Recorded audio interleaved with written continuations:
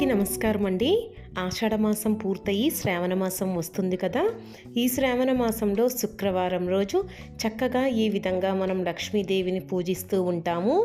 అయితే శ్రావణ మాసంలో వచ్చే శుక్రవారం రోజు లక్ష్మీదేవిని ఈ విధంగా చక్కగా చీరలో అందంగా అలంకరించుకొని లక్ష్మీదేవికి పూజ చేస్తే ఆ తల్లి ఆశీస్సులు లభిస్తాయని మనం భావిస్తూ ఉంటాము.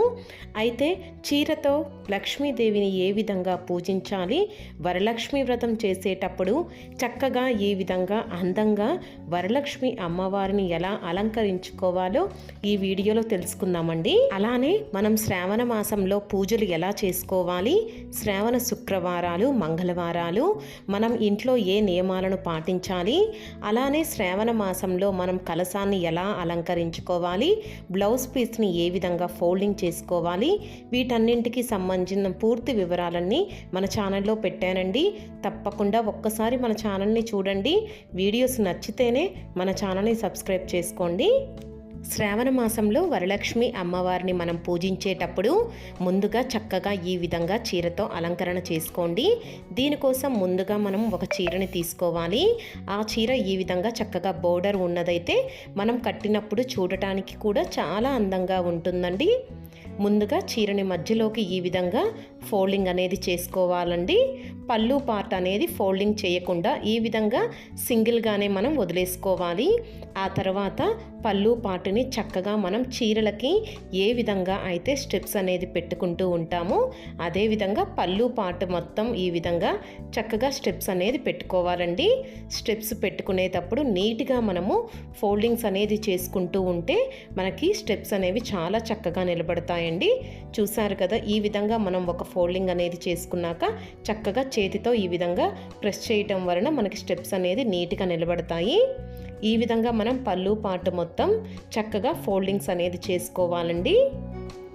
ఒక్కసారి ఇలా క్లారిటీగా చూడండి.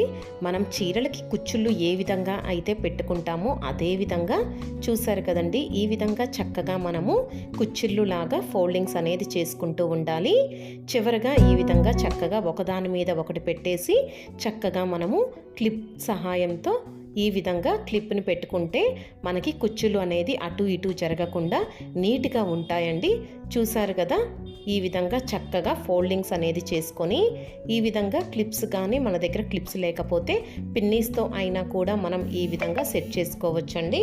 మనం వరలక్ష్మి అమ్మవారికి చీర కట్టేటప్పుడు ఒక విషయాన్ని గుర్తుంచుకోవాలండి.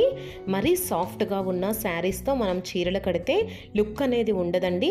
కొంచెం ఫ్యాన్సీ శారీస్ కానీ పట్టు శారీస్ కానీ తీసుకొని చక్కగా ఈ విధంగా స్టెప్స్ పెట్టుకుంటే మనకి లుక్ కూడా చాలా బాగుంటుంది. పళ్ళుని నీట్గా సెట్ చేసుకున్నాం కదండి. ఆ తర్వాత చీరని మధ్యలోకి ఈ విధంగా సెంటర్లో ఈ విధంగా ఫోల్డింగ్స్ అనేది చేసుకున్నాం కదండి. ఆ తర్వాత ఈ విధంగా స్టార్టింగ్ నుంచి మనం చీరలకి కుచ్చుళ్ళు ఏ విధంగా అయితే పెట్టుకుంటామో అదే విధంగా స్టార్టింగ్ నుంచి ఎండింగ్ వరకు చక్కగా ఈ విధంగా కుచ్చులాగా నీట్గా పెట్టుకోవాలండి. కుచ్చు పెట్టుకునేటప్పుడు మనం ఒక విషయాన్ని గుర్తుంచుకోవాలి. ఈ కుచ్చుళ్ళు మొత్తం ఒకే విధంగా వచ్చేలాగే మనం చూసుకోవాలండి. చూసారు కదండి, ఒక్కసారి క్లారిటీగా చూడండి. ఈ విధంగా చక్కగా మనము అన్నీ కూడా ఒకే సైజులో ఉంటేనే మనకి శారీ మనం కట్టినప్పుడు చాలా లుక్ అనేది ఉండిద్దండి. చూసారు కదండి, ఈ విధంగా చూడటానికి ఎంత చక్కగా ఉందో. ఇలా మనం శారీ కట్టేటప్పుడు తప్పకుండా ఈ విధంగా ఫ్యాన్సీ కానీ పట్టు కానీ అయితేనే మనకి ఈ విధంగా లుక్ అనేది చాలా బాగా ఉండిద్దండి. ప్లెయిన్ శారీస్ అంటే మరీ సాఫ్ట్గా ఉన్న శారీస్ అనేది మనం కుచ్చు పెట్టాలంటే కుచ్చు అనేది నీట్గా నిలబడదండి, అలానే వంగిపోతూ ఉంటుంది. అప్పుడు మనకి బుట్టలాగా చీర అనేది రాదండి. అందుకోసం ఈ విధంగా చక్కగా బోర్డర్ ఉన్న శారీస్ అనేది ఎంచుకుంటే మనకి లుక్ అనేది చాలా బాగుండిద్ది. చూసారు కదండి, ఈ విధంగా మనము శారీ మొత్తం కూడా చక్కగా పళ్ళు పాటు వదిలేసి మిగతా శారీ అంతా ఈ విధంగా కుచ్చు అనేది పెట్టుకొని ఈ కుచ్చు మొత్తం నీట్గా సెట్ చేసుకుంటే మనకి ఈ విధంగా ఫైనల్ లుక్ అనేది వచ్చిద్దండి.